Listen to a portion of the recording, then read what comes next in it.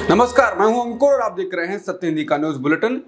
एक नजर अब तक की सुर्खियों पर। सुप्रीम कोर्ट ने स्पष्ट किया कि वीवीपैट रिकॉर्ड के खिलाफ ईवीएम डेटा क्रॉस चेकिंग से संबंधित मामले की सुनवाई अगले मंगलवार यानी 16 अप्रैल को की जाएगी। जस्टिस संजीव खन्ना और जस्टिस दीपांकर दत्ता की बेंच के समक्ष याचिकाएं लिस्ट की गई हैं। चूंकि खंडपीठ अन्य मामले की सुनवाई कर रही थी, इसलिए उसने स्पष्ट किया कि ईवीएम वीवीपैट याचिकाओं पर अगले सप्ताह सुनवाई की जाएगी।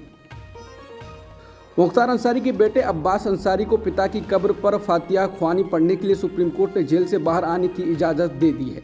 मंगलवार शाम को उन्हें सड़क मार्ग से कासगंज से गाजीपुर के लिए रवाना किया जाएगा, जबकि बुधवार को फातिहा पढ़ने के बाद उन्हें गाजीपुर जेल में रखा जाएगा। लोकसभा चुनाव से पहले कांग्रेस के नेता रणदीप सुरजेवाला को बड़ा झटका लगा है। चुनाव आयोग ने उन्हें बीजेपी के नेता हेमा मालिनी के खिलाफ बयान देने के मामले में मंगलवार को नोटिस जारी किया है। नोटिस के तहत कांग्रेस नेता से कहा गया है, आप इस मामले में 11 अप्रैल की शाम 5 बजे तक जवाब दें। लोकसभा चुनाव के चलते उत्तर प्रदेश समेत समूचे भारत में सियासी हलचल तेज है। ऐसे में नेताओं का एक दल छोड़कर दूसरे में जाने का सिलसिला बदस्तूर जारी है। इस बीच एक दावा किया जा रहा है कि कांग्रेस के यूपी अध्यक्ष अजय राय अपनी पार्टी छोड़कर भाजपा में शामिल हो सकते हैं। अब इस मामले पर खुद अजय राय ने सफाई दे दी है। भाजपा में शामिल होने के दावे को कांग्रेस अध्यक्ष अजय राय ने षड्यंत्र बताया। अजय राय ने आरोप लगाते हुए कहा कि भाजपा की तरफ से झूठ प्रचारित किया जा रहा है, मेरे खिलाफ अफवाह फैलाई जा रही है। अजय राय ने कहा कि हम सब कांग्रेस के कार्यकर्ता हैं और रहेंगे। कांग्रेस ने जो प्यार और सम्मान दिया है उसका हम कर्ज नहीं उतार सकते, उसको हम भूल नहीं सकते। इस बार काशी में लड़ाई चौकस हो गई है और भाजपा परेशान हो गई है, डरी हुई है। पतंजलि के एमडी आचार्य बालकृष्ण और बाबा रामदेव ने सुप्रीम कोर्ट में नया हलफनामा दायर किया है और सुप्रीम कोर्ट को दिए गए वचन का उल्लंघन करने और भ्रामक विज्ञापन छापने के लिए बिना शर्त माफ़ी मांगी है। बाबा रामदेव की तरफ से बिना शर्त माफीनामे का हलफनामा दायर किया गया है। बीजेपी के लोकसभा प्रत्याशी परसोत्तम रूपाला के विवादित बयान को लेकर क्षत्रिय समाज की ओर से विरोध प्रदर्शन और कार्यक्रम आयोजित किए जा रहे हैं।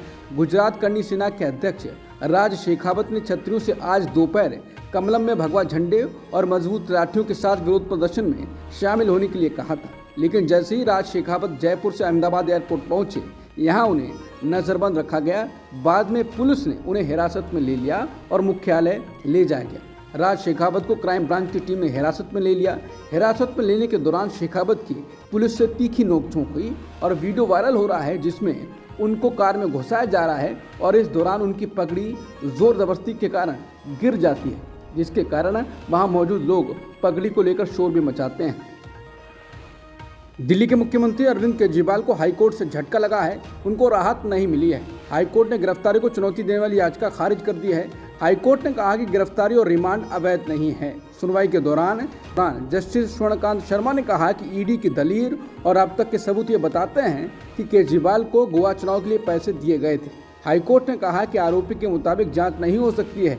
कोर्ट को राजनीति से मतलब नहीं है, सीएम के लिए स्पेशल प्रिविलेज नहीं है। हाईकोर्ट ने कहा कि राजनीतिक विचारों को अदालत के समक्ष नहीं लाया जा सकता।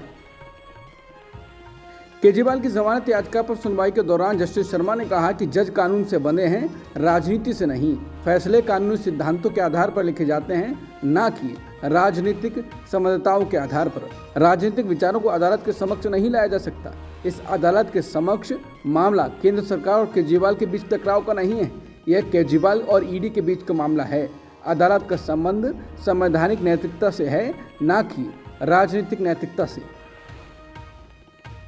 जब से दिल्ली के मुख्यमंत्री अरविंद केजरीवाल जेल गए हैं, उसके बाद से ही आम आदमी पार्टी मुश्किलों का सामना कर रही है। वहीं अब आम आदमी पार्टी को दिल्ली में राष्ट्रपति शासन लगने का डर सता रहा है। दरअसल दिल्ली के उपराज्यपाल विनय कुमार सक्सेना ने केंद्रीय गृह मंत्रालय को पत्र लिख दिया है, जिसके बाद राष्ट्रपति शासन का जिक्र तेज हो गया है। दिल्ली के उपराज्यपाल वीके सक्सेना ने गृह मंत्रालय को पत्र लिखकर दिल्ली की वर्तमान स्थिति से अवगत कराया है। उन्होंने अपने पत्र में दिल्ली सरकार के मंत्रियों पर आरोप लगाया कि वो बैठक में हिस्सा लेने से इनकार कर रहे हैं। उपराज्यपाल ने जल, शिक्षा, स्वास्थ्य, परिवहन और वन विभाग से संबंधित दिल्ली सरकार के मंत्रियों की बैठक बुलाने का निर्णय लिया था, लेकिन मंत्रियों ने चुनावी आचार संहिता का हवाला देते हुए बैठक में शामिल होने से इनकार कर दिया।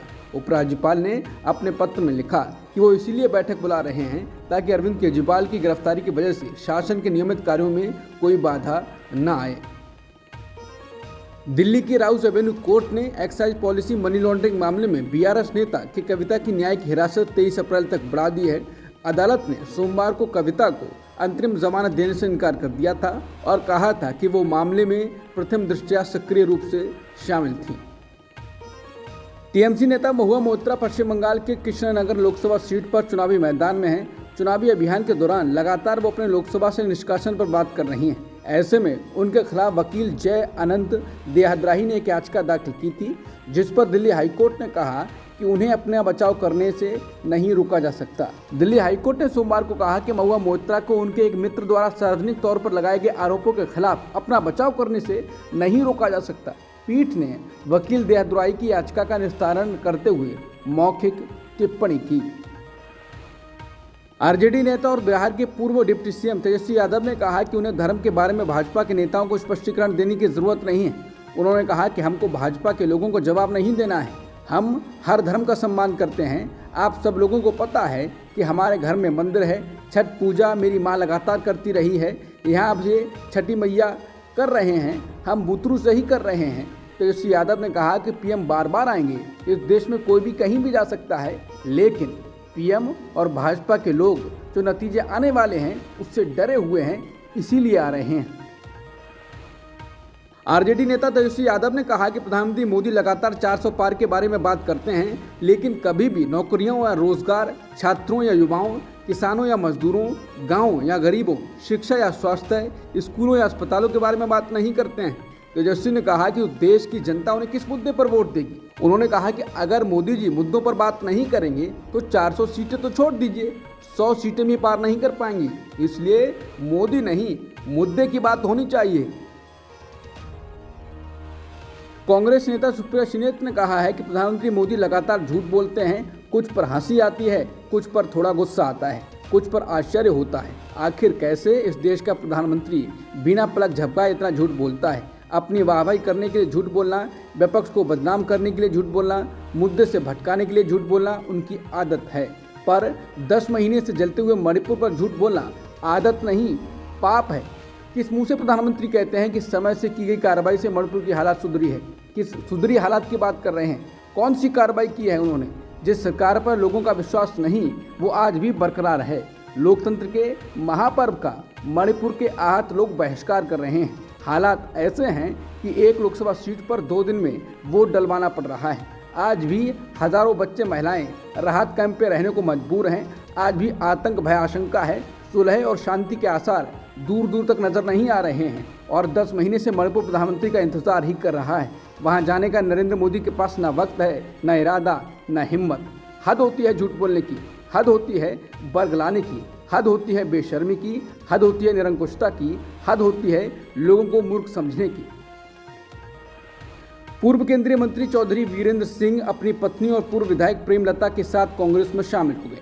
सोमवार को ही उन्होंने बीजेपी से इस्तीफा दे दिया था। इससे पहले 10 मार्च को वीरेंद्र सिंह के बेटे और हिसार से सांसद ब्रजेंद्र सिंह कांग्रेस में शामिल हो गए थे। चौधरी वीरेंद्र सिंह ने करीब 42 साल तक कांग्रेस में रहने के बाद अगस्त 2014 में पार्टी से इस्तीफा दे दिया था और भाजपा में शामिल हो गए थे। इसके बाद उन्हें बीजेपी ने राज्यसभा भेजा और वो कैबिनेट मंत्री बने।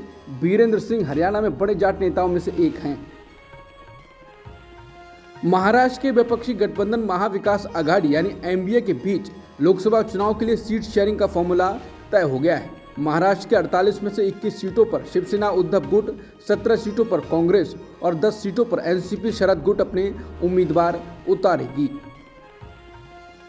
प्रधानमंत्री मोदी मंगलवार को उत्तर प्रदेश के पीलीभीत से सियासी समीकरण साधने पहुंचे। इस दौरान उन्होंने पीलीभीत से बीजेपी उम्मीदवार जितिन प्रसाद के पक्ष में पीलीभीत में चुनावी जनसभा को संबोधित किया, लेकिन सवाल अभी भी बीजेपी सांसद वरुण गांधी को लेकर उठ रहा है, क्योंकि वो इस मंच पर भी नजर नहीं आए।